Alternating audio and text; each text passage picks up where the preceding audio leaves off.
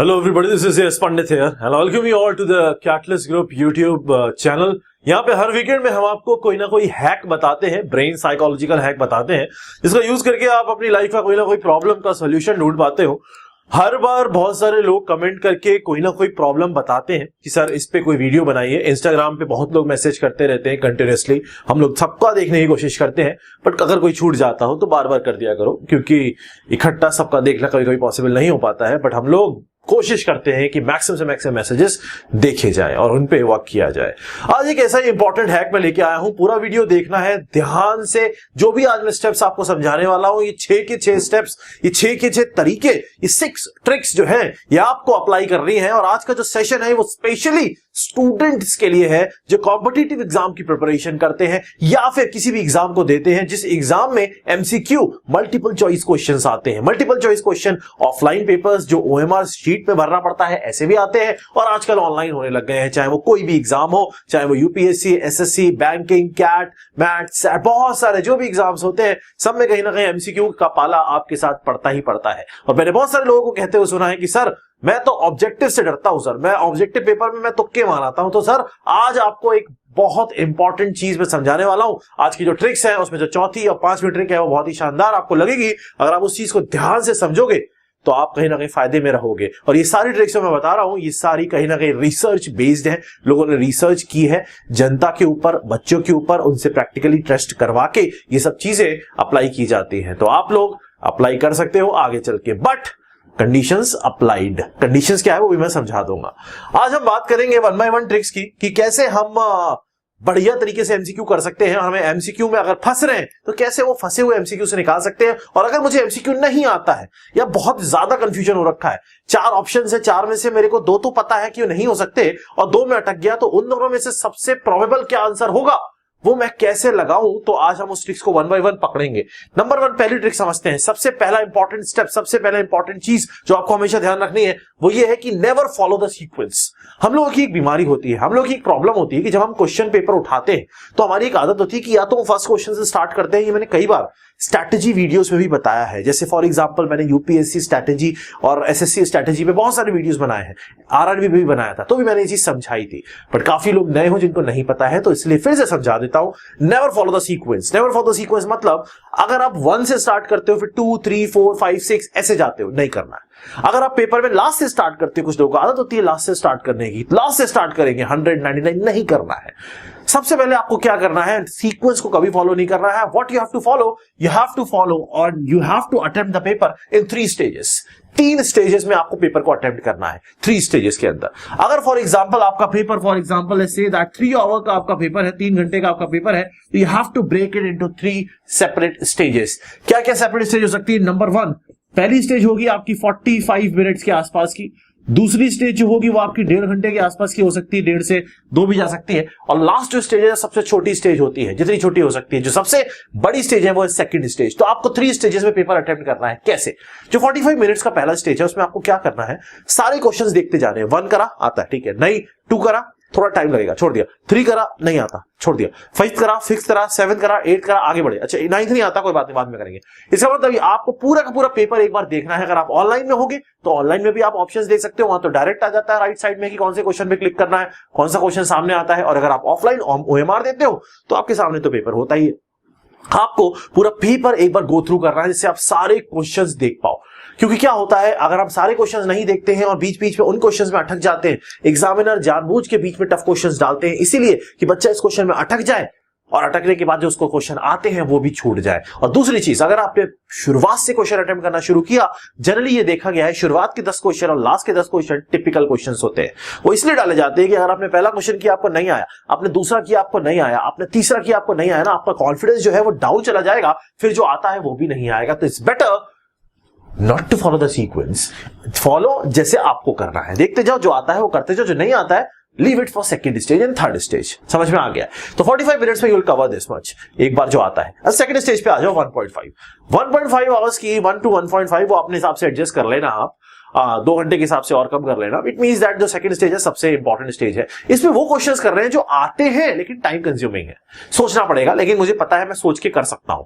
First stage में जो सीधा सीधा आता है जिसमें सोचना ही नहीं है डायरेक्ट, सेकंड स्टेज में जिसमें सोचना पड़ेगा और मुझे आता है उसमें टाइम कंज्यूम होगा, सेकंड स्टेज आपको उसमें देनी है। थर्ड स्टेज में जो टाइम बच रहा है वो उन क्वेश्चंस के लिए जो क्वेश्चंस मुझे आते ही नहीं है, लेकिन अब टाइम बच रहा है तो मैं कर सकता हूं कोशिश। तो थर्ड स्टेज आपको उनके लिए रखनी है। तो इन 3 स्टेजेस में आपको पेपर अटेम्प्ट करना है। पहली चीज हमेशा ध्यान रखना, एमसीक्यू में ज्यादा स्कोर करने की, ये बहुत इंपॉर्टेंट पॉइंट है और अगर आप इसको फॉलो करोगे तो आपको हेल्प मिलेगी मिलेगी। नेक्स्ट इंपॉर्टेंट चीज पे आते हैं, वो है एलिमिनेशन टेक्निक। एलिमिनेट कैसे करना है उसके मैं तरीके समझा देता हूं आपको। एलिमिनेट का मतलब होता है, फॉर एग्जांपल हमारे पास 4 ऑप्शंस हैं, उन 4 ऑप्शंस में मुझे कंफ्यूजन है कि मेरा आंसर क्या हो सकता है, तो you have to start with this elimination technique. Elimination technique का पहला स्टेप जो क्या कहता है, remove offset values. Offset values का मतलब होता है बहुत ही अजीब सी वैल्यूज। जैसे फॉर एग्जांपल आपको एग्जाम में ऑप्शन आता है, उसमें क्वेश्चन लिखा है फॉर एग्जांपल 15, ऑप्शन दिया हुआ है 18 और उसके बाद दिया है 22 और उसके बाद दिया है 105, ऐसे ऑप्शंस दे रखे हैं। तो ऑफसेट वैल्यू इसमें कौन सी दिख रही है, मुझे ये दिख रही है 105। तो first of all just remove that. Elimination technique ये कहती है, एलिमिनेशन टेक्निक ये कहती है कि जो अलग सी एकदम वैल्यू दिख रही है जस्ट रिमूव दैट, क्योंकि वो जबरदस्ती डाली हुई होती है। आंसर कभी भी ये नहीं हो सकता, उसका रीजन है, मैं आपको बताऊं साइकोलॉजी का रीजन है। अगर ये आंसर होगा तो हर बच्चा यही लगा देगा ना, अलग से दिख रहा है। आंसर कंफ्यूज करने वाली चीजों की लाइनअप में होता है, तो आपको सबसे पहले ये वाला ऑप्शन हटा देना है। अब इसके पास आपके पास बच रहे हैं ये 3 ऑप्शन। इन 3 ऑप्शन में कौन सा चूज करना है, वो आप या तो आपको आता होगा और नहीं आता होगा तो अभी आगे चल के बताऊंगा कि नहीं आता है, then what we have to choose. समझ में आ गया? एलिमिनेशन टेक्निक का पहला स्टेप, ऑफसेट चीजों को हटाओ, अजीब सी चीजों को हटाओ जो एकदम अलग सी लग रही है, जस्ट रिमूव दैट, वो आंसर नहीं हो सकते। सेकंड पॉइंट, कभी कभी ऑप्शंस में ऑल ऑफ द अबव और none of the above option जरूर मिलता है, ऑल ऑफ द अबव या नन। अगर ऑल ऑफ द अबव और नन है तो रिसर्च ये कहती है और पेपर की एनालिसिस ये कहती है, जितने पेपर आए हुए हैं आज तक किसी भी एग्जाम के उठा लो, इवन यूपीएससी का पेपर उठा लो, चाहे आप जेई का पेपर उठा लो, किसी का भी पेपर उठा लो, हमें ये देखने को मिलता है कि अगर ऑल ऑफ द अबव और none of the above option में है तो 95% आंसर यही होता है।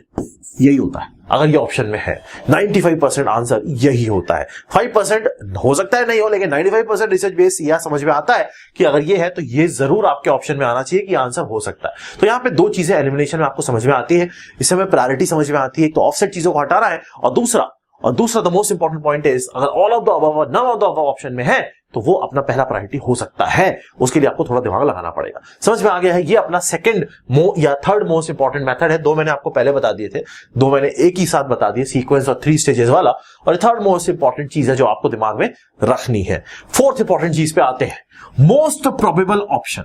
अब सर मुझे एक ऑप्शन मैंने एलिमिनेट कर दिया, मान लो फॉर एग्जाम्पल डी एलिमिनेट कर दिया, अब मुझे ए बी सी इन तीनों में से कंफ्यूजन हो रहा है, मुझे ये नहीं समझ में आ रहा इनमें से कौन सा मेरा आंसर होगा। तो मैं आपको बताऊं, साइकोलॉजिकली जब पेपर बनाया जाता है, एग्जामिनर पेपर बनाता है, तो वो कोशिश ये करता है कि ए ऑप्शन जो हो वो जनरली आंसर ना हो। मैं आपको सच बता रहा हूं, बहुत कम चांसेस होते हैं ए के और बहुत कम चांसेस होते हैं डी के।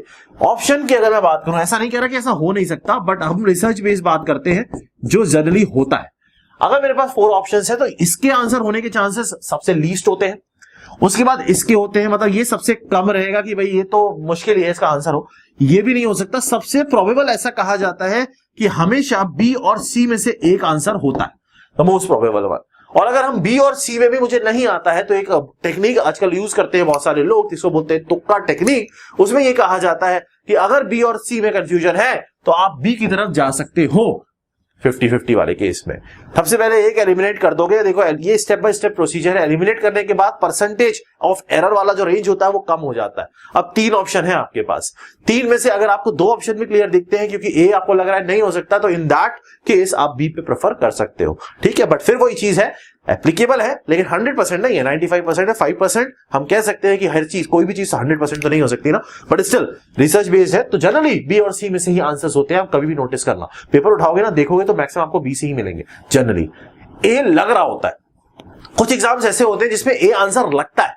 जैसे फॉर एग्जांपल अगर हम कुछ टेक्निकल पेपर्स की बात करते हैं तो टेक्निकल जैसे गेट हो गया या जेई इंजीनियरिंग में जाने के लिए एस्पिरेंट्स भरते हैं एक फॉर्म, जेई का पेपर देते हैं, उनके पेपर हो गए। उस केस में क्या करते हैं, ये जानबूझ के ए ऑप्शन ऐसा डालते हैं कि आप गलती करोगे ना तब भी आपका ए ऑप्शन आएगा। इट मींस दैट अगर आपने कोई मिस्टेक भी करी है ना कैलकुलेशन में, even then you will get your answer A. जिससे अब क्या होता है ना, अब हम कभी भी क्वेश्चन करते हैं और अपना आंसर आ गया एग्जाम के टाइम पे, तो हमारे अंदर एक अजीब सी खुशी आती है, मैंने आंसर निकाल लिया और ए ऑप्शन पे वही आंसर दिख गया तो मैं तुरंत टिक मारता हूं, मतलब मैं रोक नहीं पाता अपनी भावनाओं को, और जानबूझ के वो करते हैं ऐसा कि आप अगर गलती करोगे तो ए ऑप्शन मैच करेगा। तो you have to just be aware in this case. ध्यान रखना ए ऑप्शन बहुत कम होता है कि आंसर हो, जनरली बी से में से एक होता है और maximum probability is for B. This is the next point which you have to remember, most probable option B और सी में से जनरली बी को प्रेफर किया जाता है।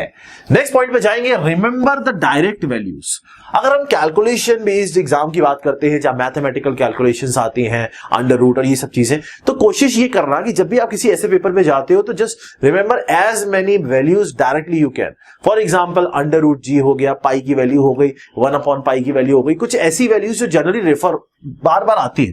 अंडर रूट में 10 तक की वैल्यूज याद कर लेना, क्यूब रूट में 10 तक की वैल्यूज याद कर लेना, 20 तक की वैल्यूज याद कर लेना। क्यों याद करना है? ये याद ऐसे नहीं होगी कि रट लिया।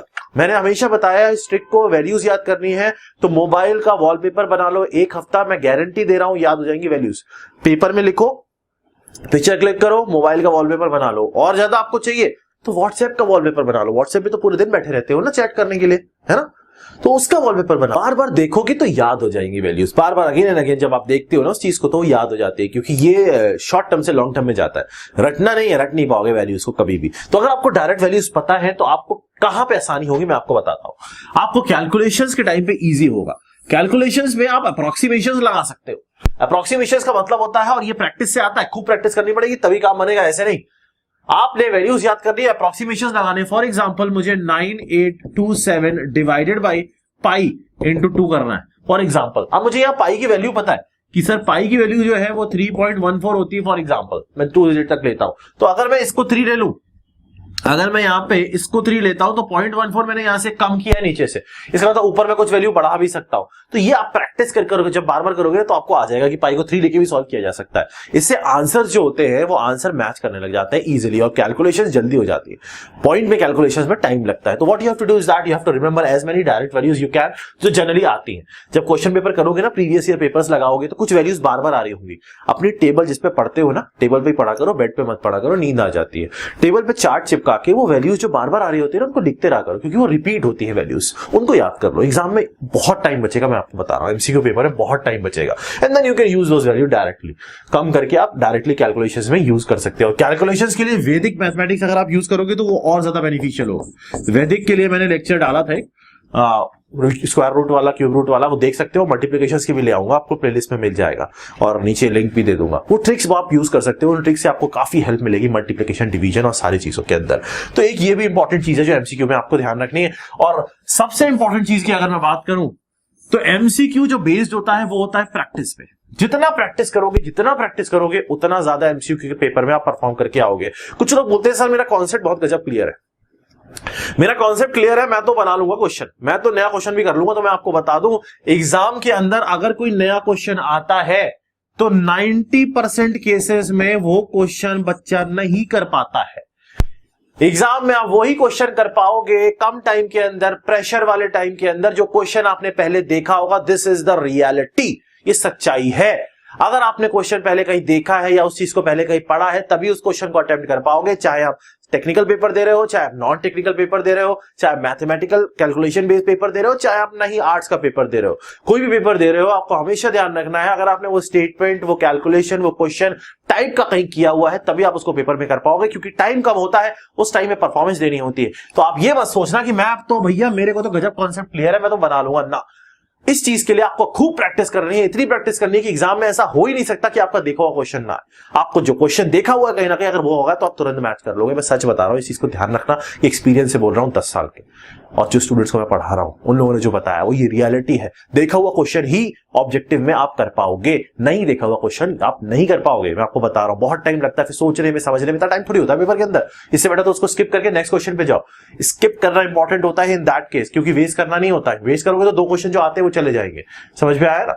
ठीक है, तो आप खूब प्रैक्टिस करनी है और स्मार्ट स्टडी करनी है। स्मार्ट स्टडी का मतलब फिर से बता देता हूं, पहले ही बताया, अपने बल्कि नोट्स को शॉर्ट नोट्स में कन्वर्ट करो, माइंड मैप्स में कन्वर्ट करो, फ्लैश कार्ड्स में कन्वर्ट करो, फोटोग्राफ में कन्वर्ट करो, और फिर रिवीजन उन बल्कि नोट से नहीं करना है, उन शॉर्ट नोट से, उन माइंड मैप नोट से करना है, और फिर क्वेश्चन लगाने हैं। बस क्वेश्चन जितना ज्यादा प्रैक्टिस करोगे उतनी अच्छी परफॉर्मेंस देके आओगे। इस चीज को दिमाग में घुसा के चिपका लो अंदर और ताला मार दो। किताबें चाहे 1000 पढ़ लो, चाहे 500 पढ़ लो, चाहे 100 पढ़ लो, चाहे 1 पढ़ लो, लेकिन जब तक क्वेश्चन नहीं लगाओगे एग्जाम में परफॉर्मेंस नहीं दे पाओगे। इस चीज को हमेशा ध्यान रखना है। तो मेरी ये 5-6 जो मैंने इंपॉर्टेंट पॉइंट्स बताए हैं आपको, इनको अगर आप अप्लाई करते हो step by step, most probable वाला भी ऑप्शन लगा सकते हो, एलिमिनेशन टेक्निक भी मैंने आपको समझाई हुई है, और जो भी चीजें बताई अगर आप इनको अप्लाई करते हो तो मैं गारंटी देता हूं आप एमसीक्यू में अच्छा परफॉर्म करके आओगे और आपकी रैंक जितनी अभी आती है उससे गारंटी इंप्रूव होगी। इस चीज को अप्लाई करना। और अगर कोई प्रॉब्लम, कोई कंफ्यूजन लगता है तो जरूर कमेंट सेक्शन में बताओ, मैं कोशिश करूंगा उस पर वीडियो बनाने की। कुछ नया, कुछ आपको ऐसा लगता है कि सर ये बहुत इंपॉर्टेंट चीज है और उस पर सबसे ज्यादा लाइक होते हैं, तो मैं ऑटोमेटिकली उस कमेंट को उठा के उस पर वीडियो बनाता हूं। इंस्टाग्राम आईडी आपको फर्स्ट कमेंट में मिल जाएगी। और भी अगर कोई कंफ्यूजन, कोई भी डाउट हो तो बताना, ये चीजें उन तक पहुंचाओ। मैं हमेशा बोलता हूं अपने जूनियर्स, अपने फ्रेंड्स, अपनी फैमिली में बताओ लोगों को ये वीडियो के बारे में कि सर ऐसा ऐसा करा जा सकता है, ये चीजें अप्लाई करें। क्योंकि जो चीज आप अभी सीख रहे हो, जो मैं अभी सीख रहा हूं, अगर मैं किसी और को जो मुझसे पहले सीख जाए वो कर सकता हूं, तो कहीं ना कहीं वो चीज उसके लिए बहुत अच्छी होगी और आपके लिए भी अच्छी होगी। तो मिलते हैं नेक्स्ट सेशन के अंदर, नेक्स्ट इंपॉर्टेंट हैक के अंदर। कल एक मोटिवेशनल, एक बढ़िया सेशन आने वाला है जिसको आप सुन के कुछ ना कुछ आपको फील होगा, गारंटी है मेरी। मिलते हैं कल, तब तक मस्त रहो, खुश रहो, ऐश करते रहो और मेहनत करते रहो जिंदगी में कुछ बनने के लिए। मैंने हमेशा बोला है, एक जिंदगी है, एक लाइफ है, और उस लाइफ को बर्बाद मत करो सो के, खा के, आराम करके और फालतू की चीजों में इन्वॉल्व होके। It's better to concentrate on it. अपने प्रॉपर एम पे कंसंट्रेट करो, अपनी लाइफ पे कंसंट्रेट करो और अपनी लाइफ को बदलो, कुछ बनो, करके दिखाओ कुछ। Thank you. Have you ever tried thinking why you are not able to qualify different examination? That is engineering services, GATE और state services. कभी सोचा है क्यों selection नहीं होता है? Let me tell you. Let me give you the basic introduction कि होता क्यों नहीं है. Let me explain you the things.